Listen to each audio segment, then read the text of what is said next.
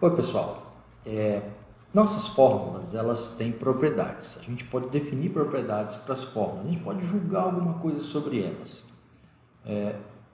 Algo interessante é você olhar para o valor que elas podem definir e, a partir disso, julgar em que categoria elas se encaixam.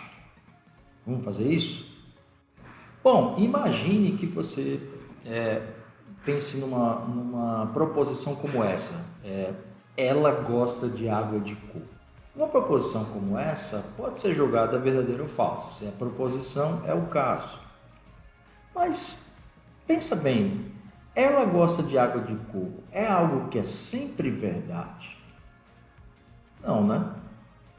Depende do ela, depende de quem nós estamos falando. Agora veja a seguinte situação.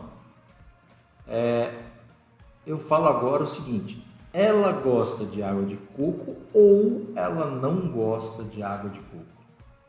Se eu pensar numa proposição como essa, adicionando esse ou maroto aí, o que acontece agora? Com certeza essa fórmula que define essa proposição vai estar sempre verdadeira, concorda?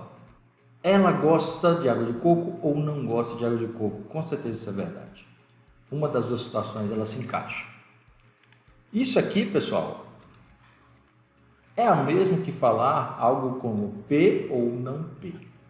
Esse é o tipo de fórmula que é sempre verdade. Sempre vai dar verdadeiro. Essa aqui já é um pouquinho mais difícil intuitivamente de saber. Mas veja o seguinte, P implica em Q ou Q implica em R. Isso aqui, pessoal, se você colocar a tabela verdade, vai ficar tudo verdadeiro. Quando isso acontece, a gente chama uma fórmula de válida. Uma fórmula válida é aquela que todas as interpretações têm resultado verdadeiro, ou seja, todas são modelos. E aí acontece essa tabela verdade aqui, tudo verdadeiro no final. Outro nome que a gente dá para isso é tautologia. Tautologia, a gente tem a ideia de que é algo sempre verdadeiro. Daqui a pouco a gente vai ver esse símbolo aqui e vai indicar o que acontece com ela. Então, uma fórmula da lógica proposicional chamada tautologia, ela tem valor verdadeiro sempre, ou seja, uma fórmula válida. É um outro nome para fórmula válida, tautologia, que é um conceito importante na lógica como um todo. Nós podemos também exigir um pouco menos das fórmulas, tá? Veja o seguinte, voltando àquela ideia, ela gosta de água de coco, a gente falou que dependendo da pessoa pode ser verdade ou não. Então, é uma fórmula que pode ser verdade. Nós podemos satisfazer essa fórmula com algumas ideias ou situações do mundo real. Por exemplo, P ou Q? A gente sabe pela tabela verdade que pelo menos uma linha é verdadeira. Essa outra fórmula aqui também é uma outra fórmula bem simples. Se eu fizer a tabela verdade dela, eu vou ter pelo menos 3 interpretações que são modelos.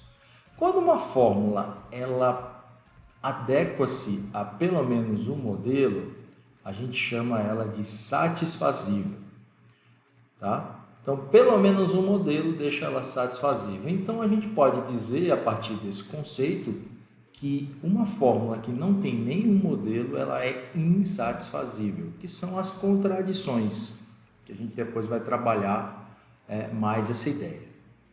Então, se tiver pelo menos uma linha na tabela verdade verdadeira, a gente diz que a fórmula é satisfazível. Então, acho que fica claro a gente já entender que uma fórmula satisfazível nem sempre é válida, mas uma fórmula válida, ela é sempre satisfazível.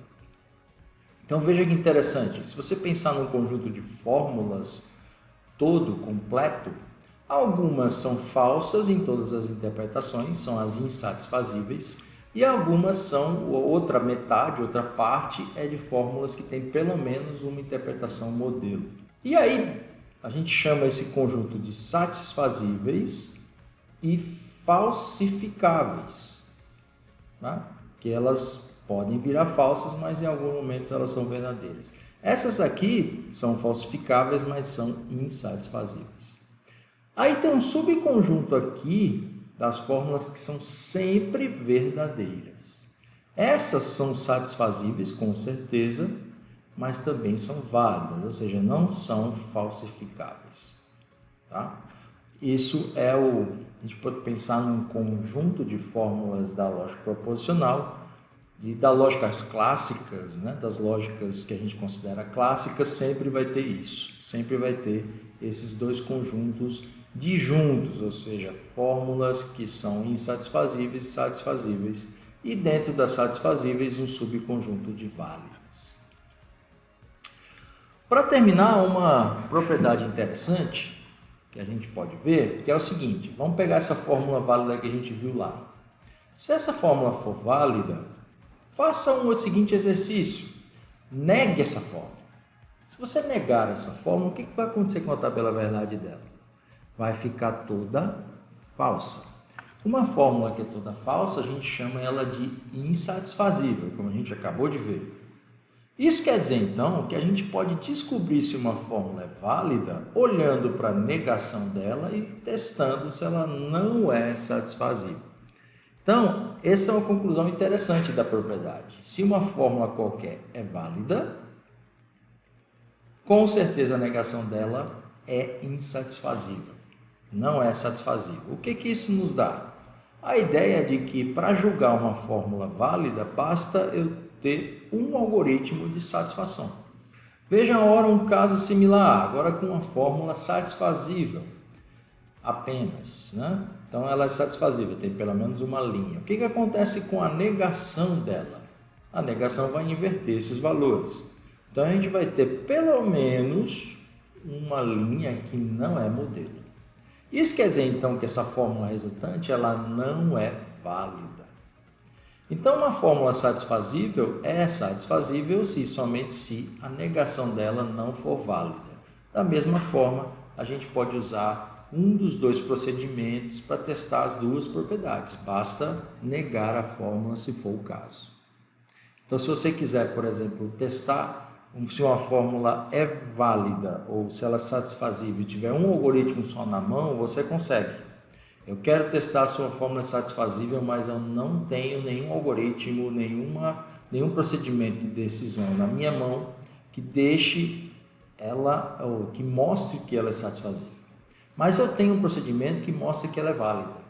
O que eu faço? Nego a fórmula e testo se ela é inválida, ou seja, não válida. Se isso acontecer, a fórmula original é satisfazível. Resolvido,